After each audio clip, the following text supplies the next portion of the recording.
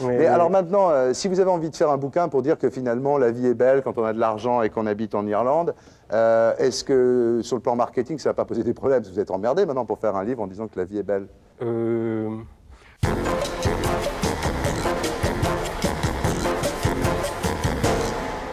Je reçois maintenant Michel Houellebecq, le phénomène des lettres françaises de cette fin de siècle. L'auteur des sulfureuses particules élémentaires dresse le bilan de son succès littéraire et nous parle de ses projets d'avenir. Bref, voici Houellebecq, à livre ouvert. Michel Houellebecq, bonsoir. Alors, on vous a demandé de venir parce que c'est la dernière émission, je dirais, comme les autres, après ces Cannes. Donc, on voulait que vous soyez notre dernier invité de l'année. Parce que vous avez marqué l'année, voilà. Oui, oui. Alors, les particules élémentaires, donc je rappelle, chez Flammarion, sous la direction littéraire de Raphaël Sorin. Alors évidemment, ce qui a, disons, été le plus étonnant dans le bouquin, c'est cette espèce de haine de la permissivité héritée de 68 et le fait que la fin de l'autorité, la fin de la religion, la fin du couple, bah, ça rend les gens dingues et, si j'ai bien compris, ils deviennent des particules élémentaires. Un peu des électrons libres comme ça. Alors ça a effectivement été choquant parce que c'est vrai.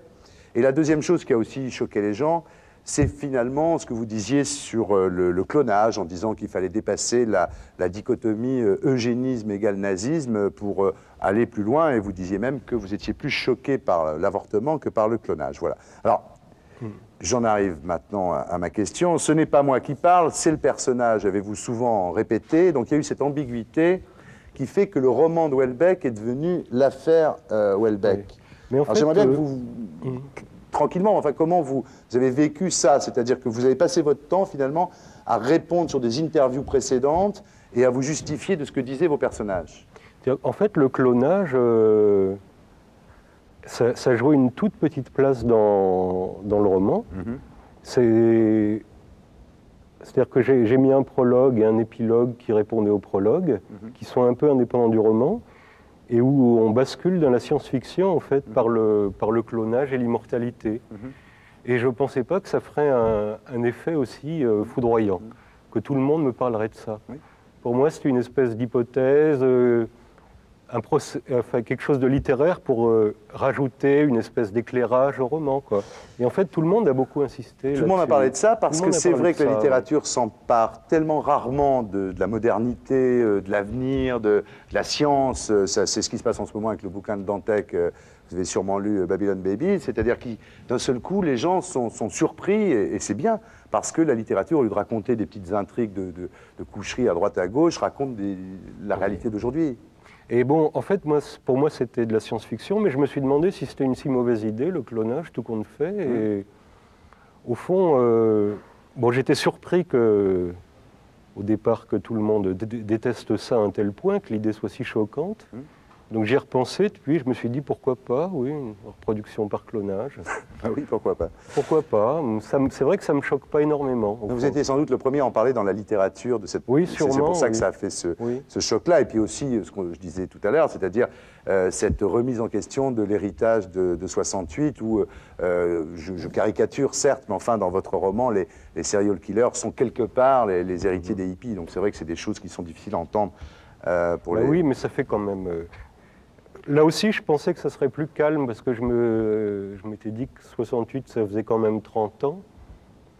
Donc on pouvait en parler calmement, comme d'un truc appartenant à l'histoire, quoi. Mais en fait, le problème, c'est que les gens sont encore au pouvoir, quoi. Ils ont beaucoup... Oui, les gens qui avaient 20 ans en 68, ils ont 50 ans maintenant. Oui, ils ont bien résisté. Alors, effectivement, il y a plein de gens qui l'ont mal pris, oui.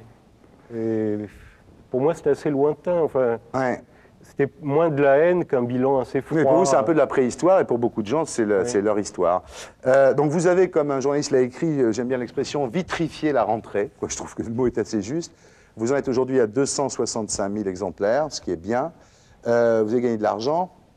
Et c'est pour ça, alors vous avez un nouveau look maintenant, vous avez le look François Valéry, quoi. Oui, oui, je me suis aperçu que ça ressemblait assez à François Valéry. Mais oui, vous êtes vachement bien comme ça. Mais c'est étonnant. Je vais peut-être faire des reprises de François Valéry. Ah mais oui, on va en parler après avec votre ami Burgala, oui. Mais alors maintenant, si vous avez envie de faire un bouquin pour dire que finalement la vie est belle quand on a de l'argent et qu'on habite en Irlande, est-ce que sur le plan marketing, ça ne va pas poser des problèmes? Vous êtes emmerdé maintenant pour faire un livre en disant que la vie est belle? Non, mais là, bon... non, mais bon...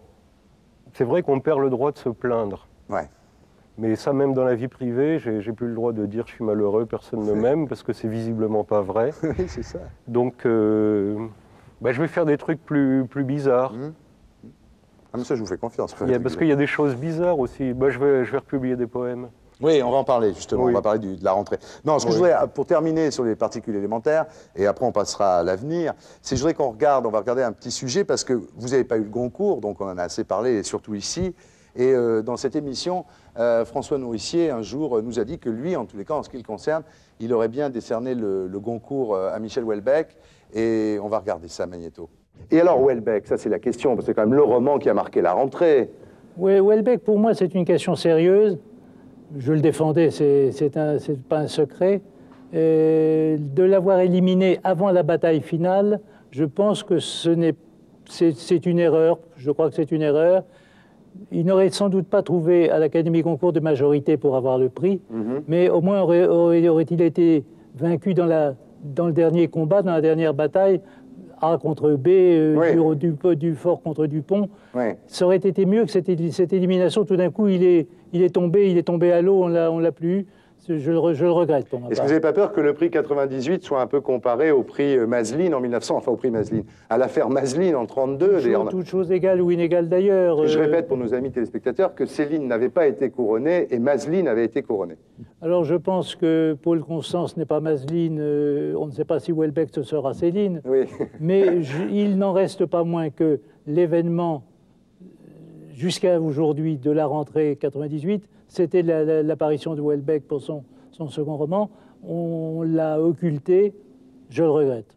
Voilà, c'était donc François Nourricier dans cette émission, le jour où le prix Goncourt avait été décerné à Paul Constant. Alors Paul Constant, Michel Houellebecq, vous avez dit que vous préfériez encore que ce soit Paul Constant qu'Olivier Rollin. Oui, parce que Olivier Rollin, c'est un côté faux bon livre. Ouais. Alors que, Paul Constant, mais il est moyen sans plus, quoi. Vous étiez assez violent après cette affaire du prix Goncourt, parce que moi, je vous ai vu sur une chaîne qui s'appelle LCI dire que les jurés étaient payés. Oui, mais ça, c'est pas... Vous regrettez d'avoir dit ça ou non? Non, parce que tout le monde le sait. Tout le monde le sait, oui, mais j'étais pas très... Enfin, je sais pas... C'était un peu du dépit, quand même. Non, on me posait la question, mais je suis peut-être violent sans m'en rendre compte, hein, je me rends pas compte. Moi, j'ai l'impression que c'était une évidence, mais ceci dit... C'est que toutes les vérités ne sont pas toujours bonnes à dire. Mais ceci dit, c'est assez beau, hein, Nourricier, là. Ouais.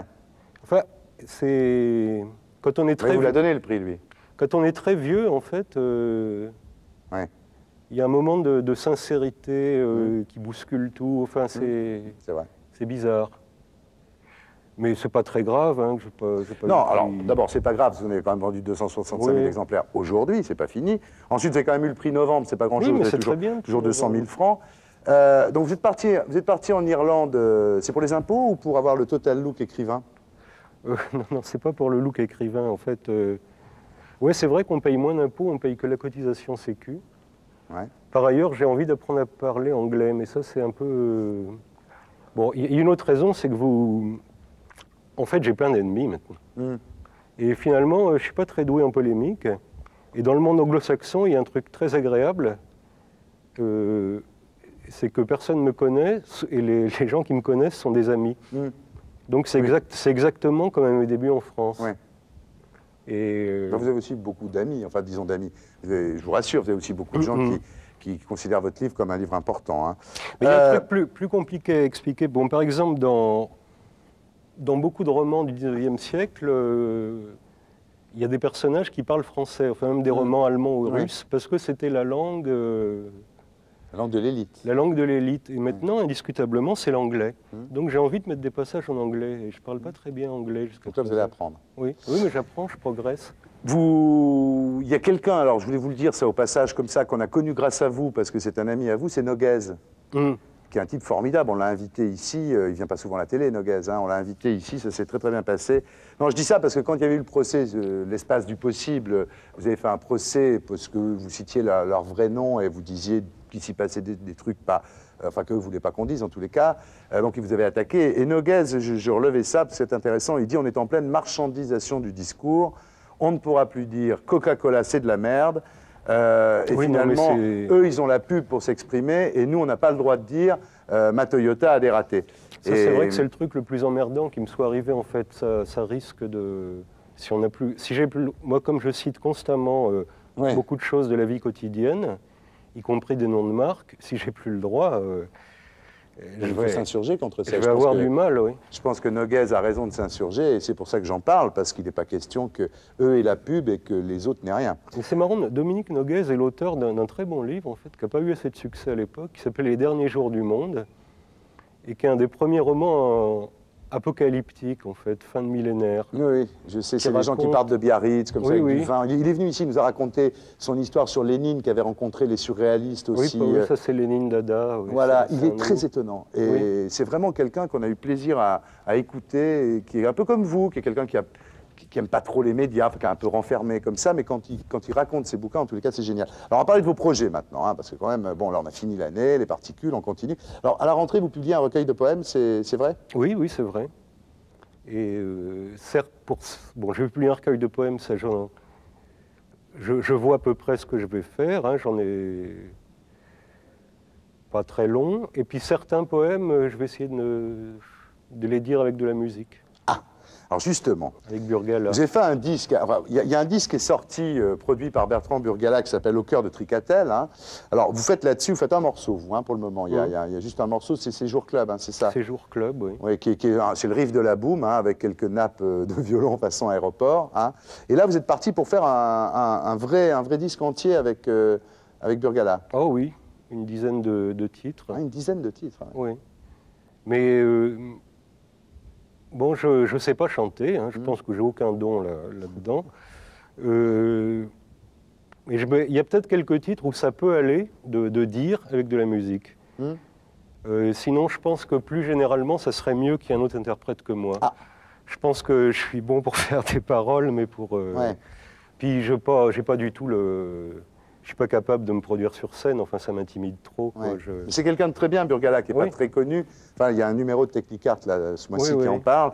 Et c'est vrai que Au cœur de Tricatel, il y a Valérie Lemercier, qui est son ancienne compagne, et puis une reprise de Marilou. Et Nick Cave aussi. Nick Cave, qui fait une reprise de Marilou de Paul Naref, qui est très très bien. Alors, c'est vrai que vous allez faire une tournée des plages? C'est un peu exagéré, on va à hier. Oui, le 2 juillet. 2 et 3, puis après, je ne sais pas très bien. Oui, mais pour faire quoi? Oh ben moi j'ai envie de faire au moins une fois dire des poèmes avec de la musique en public. Ah bon, c'est pour ça alors? Ah oui, moi je fais ça, les autres aussi d'ailleurs, mais les autres ils chantent. Alors les municipalités peuvent vous inviter on peut avoir Welbeck pour une soirée musicale. Oui, on peut essayer. Ah mais ça va donner des idées aux gens, faites attention. Non, puis alors vous allez être vraiment dans l'actu, parce qu'il y a le film qui sort, votre précédent livre qui s'appelait Extension du domaine de la lutte, donc. Le film est fait par Philippe Harel, qui a fait La femme défendue avec Isabelle Carré, et qui a fait aussi Les Randonneurs. Donc ça, vous avez vu déjà des choses ou... J'ai vu le film. Ah, vous avez vu le film déjà? Le film, il n'est pas mixé, mais il est monté. Et alors, vous êtes déçu, pas déçu? Non, non, je suis content, moi. Bon. Je me suis...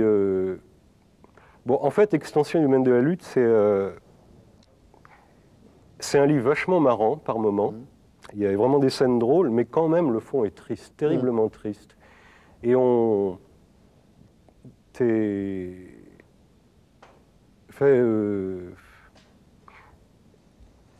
moi ça m'a effaré par moments. Je me suis dit que c'était courageux de faire un film aussi nihiliste.